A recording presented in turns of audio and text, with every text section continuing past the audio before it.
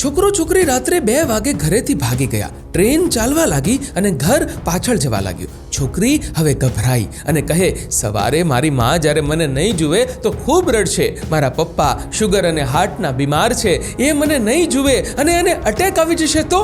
મારા મમ્મીને તો બીપી વધી જશે.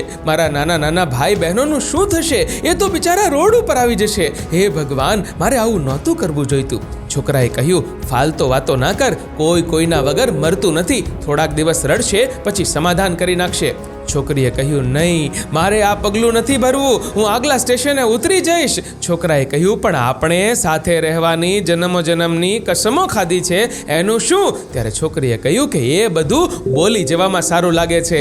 આજે મને અહેસાસ થાય છે કે હું મારા મમ્મી પપ્પા, મારા નાના નાના ભાઈ બહેનોને દુઃખી કરી મારું સુખ શોધવા જાઉં એ વ્યાજબી ના કહેવાય. એ લોકોના ભવિષ્યને અંધારામાં નાખી હું અંજવાળું શોધવા જાઉં એ યોગ્ય ના કહેવાય. મારા મા બાપની ઇજ્જતનું શું?